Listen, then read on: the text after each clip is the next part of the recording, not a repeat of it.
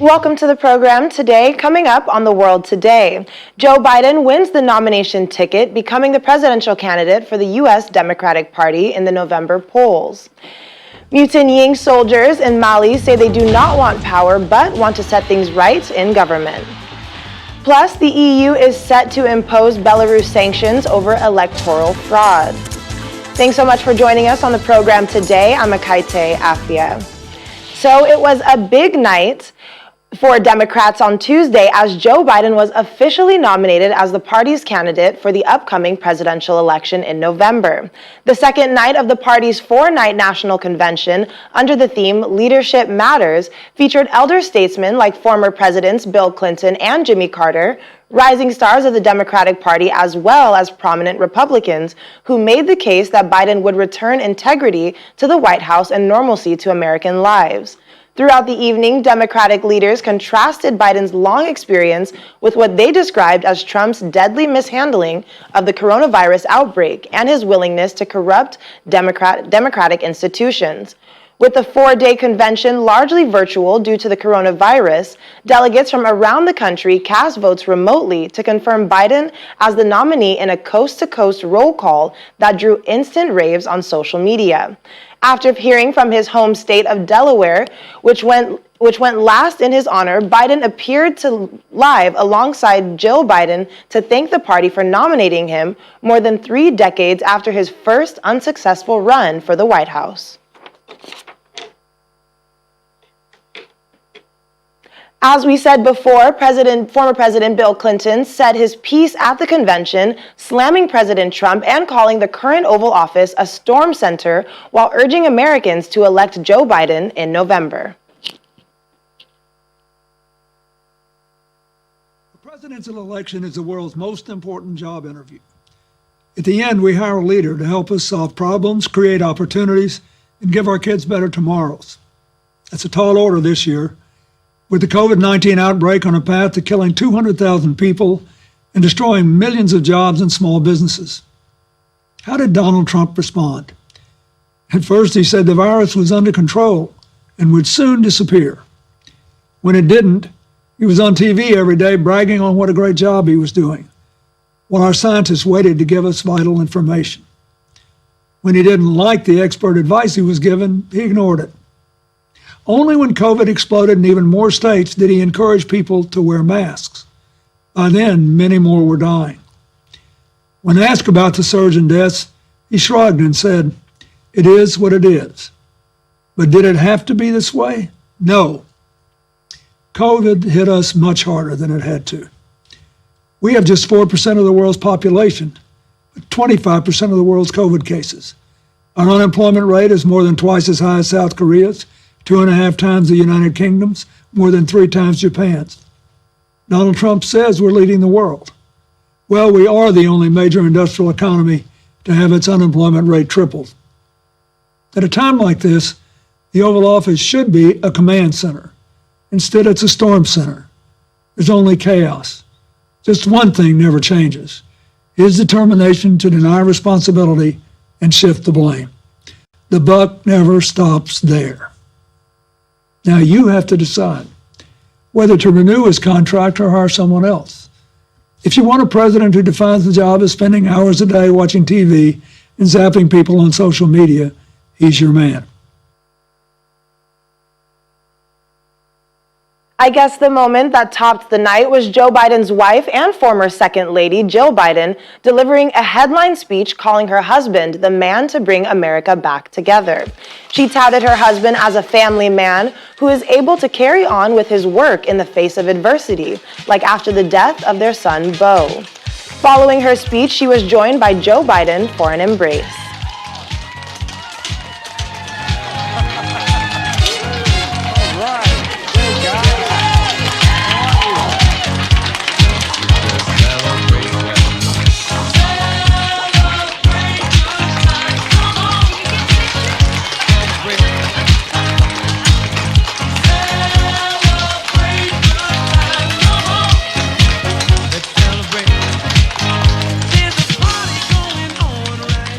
Well, let's talk to foreign affairs expert Joanna LeBlanc about what's going on there. Joanna is in Washington. Welcome to the program. Thank you so much for having me. Good afternoon. Of course, good afternoon. So, talk about the lineup of the speakers on the second day of the convention and the impact they can make on convincing people to vote in November.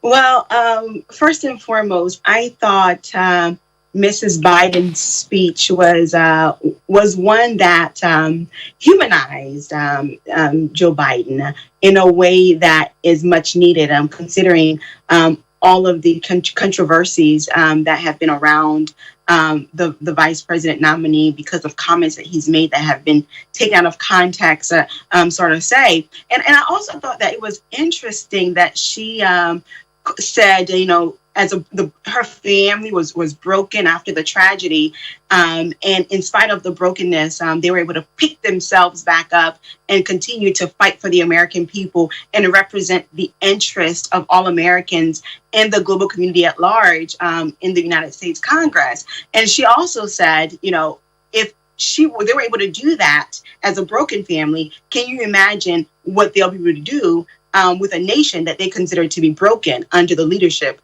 of Donald J. Trump? Well, Joe Biden now does have the Democratic Party's ticket. He and his running mate are very different, though. And I think that we have talked about this before. He's like calm water and Kamala Harris is like fire. And yet they have decided to work together. So what could give them the edge that they need to win this election? Yeah, I agree with what you said, because I think Kamala Harris has the ability to galvanize the American people to vote for Joe Biden, because not only is she a woman of color, which I think, based on my conversations with a lot of my colleagues here in D.C. and across the U.S., they are proud of this. This is a momentous occasion. And we know historically Black women have voted for the Democratic Party at 96%. In particular, the last election, they voted overwhelmingly for Hillary Clinton. So we know that she's able to bring the Black vote home. But as we know, African Americans only make up roughly 13% of the American population. So you will need to be able to bring everybody else to the table, all of the other communities. And I think Kamala Harris is the person for that. But the question is, will Joe Biden win the election this year? But we know the race is going to be tough because President Donald J. Trump is not going to play fair. He is a man who is considered to be a winner at everything that he does. So he's going to put all the cards on the table to ensure that he is reelected for a second term. And he even said that he might even get a third term, which is unconstitutional under the American Constitution. Well, I don't know about a third term, but speaking of, convincing the people and playing fair, Jill Biden's speech was more warm, and of course because she knows Joe more than anyone else. But she was very heavy on the losses that he's had in his life and how that has impacted him over the years.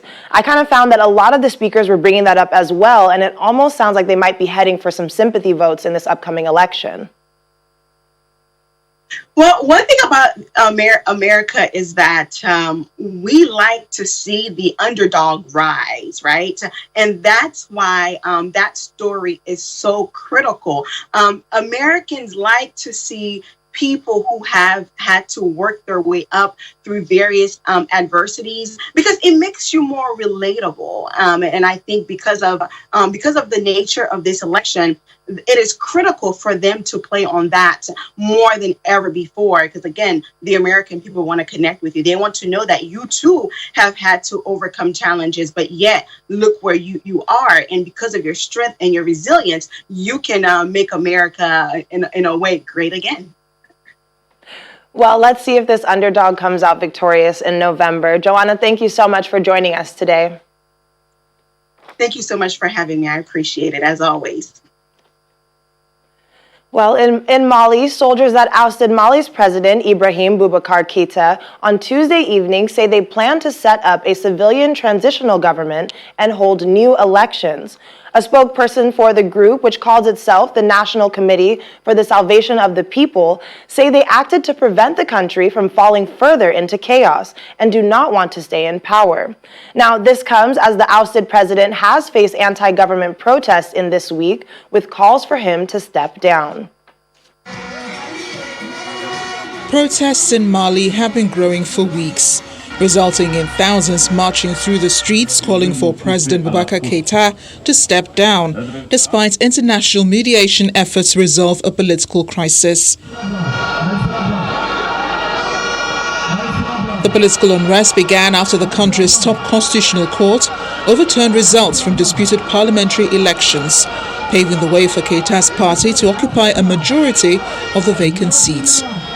Disputes over the polls have also sparked post-electoral violence in several districts in the capital and other towns in March. The discontent has also been driven by economic issues and young people fleeing with rising unemployment. Even regional body ECOWAS tried to wade in, sending a delegation made up of presidents of Nigeria, Ghana, Niger, Senegal and Côte d'Ivoire to President Keïta to try to negotiate and end the political crisis. The opposition, a group called M5RFP, whose figurehead is Saudi-trained Muslim cleric Mahmoud Dicko, said it would not quit the protests until President Keïta steps down, raising concerns in neighboring countries of a protracted crisis. Things, however, took a swift turn late Tuesday afternoon when a group of soldiers surrounded Keïta's home, detaining him and top government officials. It was the most quiet coup ever. Images later posted on social media showed Keïta and Prime Minister Boubou Cissé in military convoy surrounded by armed soldiers, said to be at the Kati garrison.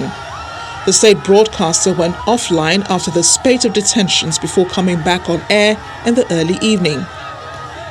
Confusion ensued as it was not clear who was leading the mutineers, who would govern in Keïta's absence, or what the mutineers' motivations were. On hearing news of soldiers mutinying against the president, opposition supporters celebrated at Independence Square in Bamako. Gunfire had been heard in the morning at the army base in Kati outside of Bamako. Hours later, the confusion cleared as President Keïta announced his resignation in a brief address broadcast on state television. Looking tired and wearing a surgical mask, recognizing what he called the moment of truth, he thanked the people of Mali for joining him throughout the years and announced the dissolution of the National Assembly and the government. Over in Belarus, exiled leader Svetlana Tikhanovskaya has urged the EU to reject the country's fraudulent election. Tikhanovskaya was speaking from her new home in Lithuania, where she said President Alexander Lukashenko had lost all legitimacy in the eyes of the nation and the world. The official results from the election gave the president 80% of the vote, sparking 10 days of street protests and strikes. Lukashenko himself has accused the opposition of an attempt to seize power. He has been in power since 1994 and has rejected calls for another election. Apparently, the EU has listened to the opposition and to the people of Belarus. During its extraordinary summit of EU leaders, European Council President Charles Michel told the EU did not recognize the results of the Belarus elections and would shortly impose sanctions on those who were involved in electoral fraud and repression of protest. Our message is very clear. Stop the violence, and we don't accept the impunity. We don't tolerate the impunity, and that's why we took this very important decision. It's our intention to decide sanctions, targeted sanctions, in order to target the individuals, authorities involved in the process of violence or in the falsification of the elections. And we will continue in the next hours, also in the next days, to follow closely the situation. We don't accept the violence. There's translation in French, English and German. And now I turn to the President. But now it is more important than ever to be there for the Belarus people and to reprogram money away from the authorities and towards civil society and vulnerable groups. Still ahead on The World Today. Don't be too scared if you see Batman on the streets. He's doing good work in Chile. Stay with us.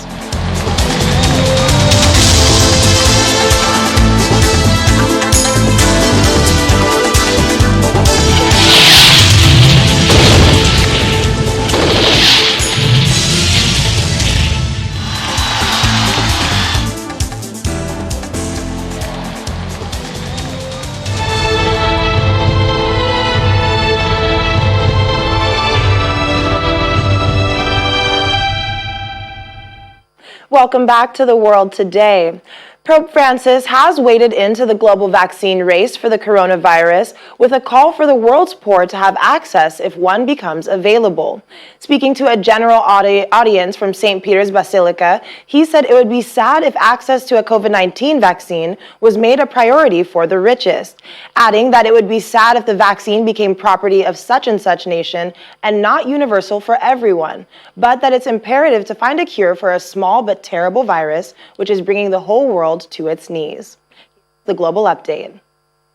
Including one here in the port of Denia. In other parts of the world, Spain has issued orders for an outdoor smoking ban, nightclubs to shut and a curfew on bars and restaurants to help slow the spread of COVID-19. Now, all restaurants and bars must close by 1 a.m., with no one being allowed to enter after midnight. In the U.S. state of Wisconsin, the coronavirus has not stopped Republican supporters from campaigning for the president. Some have been wearing face masks while doing so, but many do not, despite rising cases in the state, as well as the governor's orders to campaign indoors. Britain plans to bring in regular population-wide testing for COVID-19 to suppress the spread of the virus and limit restrictions that have crippled one of the worst-hit countries in the world. Health Secretary Matt Hancock says the government would expand a testing study from 28,000 people now to 150,000 people by October and ultimately 400,000 to help establish a better national picture of the pandemic and spot local outbreaks. The people in Hong Kong say a new round of relief measures introduced by the government will boost confidence and have positive impacts on epidemic prevention and control. Chief Executive Carrie Lam announced a decision at a press briefing ahead of an Executive Council meeting that the region would roll out the third round of relief measures to mitigate impact of the continued COVID-19 epidemic on the economy. Finally, Colombia has resumed domestic flights after a break of 5 months as the South American country relaxes restrictions aimed at curbing the spread of the coronavirus. The International Jose Maria Cordova Airport reopened for flights. The president says it's an important step for reactivation of the economy. Whilst other cities around the world grapple with the rising cases of the coronavirus and ongoing lockdowns, over in China, scores of people stepped out to dance to blaring music under flashing lights at a pool party in the coronavirus epicenter of the city of Wuhan. The face mask-free partiers crammed into rubber dinghies, enjoying an on-stage performance at Wuhan's Maya Beach water park, just a few months after the city lifted its lockdown in April. The first cluster of COVID-19 cases was linked to the Wuhan seafood market late 2019.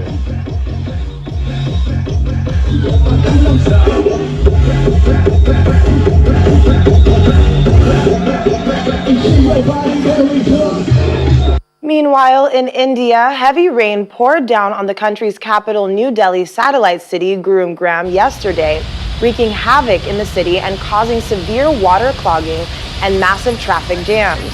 Authorities in the city swung into action and deployed teams to pump out water as the rains turned roads into pools, submerging vehicles and snarling traffic, giving a hard time to commuters. People could be seen wading through waist-high waters. With widespread construction and trash-clogged drains and waterways, most of suburban India struggles every year in monsoon season, with the heavy downpour making them increasingly vulnerable to flooding.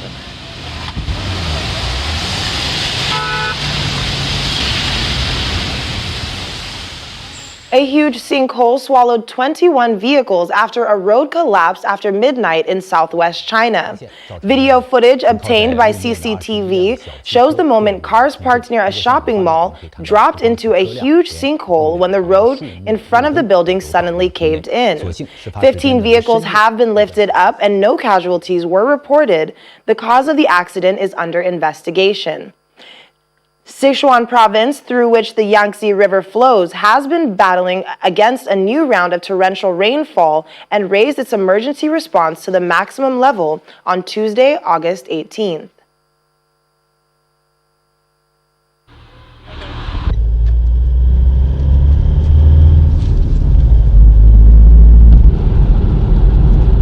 A man disguised as Batman is prowling the streets of Santiago, delivering food to the homeless, providing sustenance and lighthearted solace to those in need following months of lockdown in the Chilean capital. The man says he prefers not to be identified, hence he wears a shiny Batman suit, complete with a coronavirus-ready sanitary face mask, delivers a few dozen plates of hot food to homeless people throughout the South American capital on a regular basis.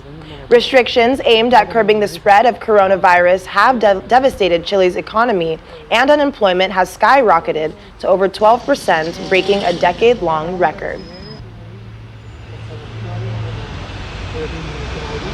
No tiene sentido. La idea es que sea hay que ser sincero, ¿no? El millonario con su... ¿Cómo está, mi amigo? Bien, me necesito. No, ando con porotito con longaniza.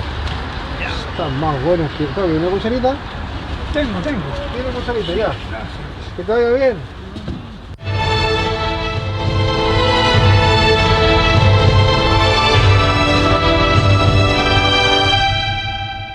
Well, it's always nice to see people looking out for each other, especially during tough times like this. That's all for the world today. Thank you so much for staying with us. I'm Akaite Afia. Stay safe.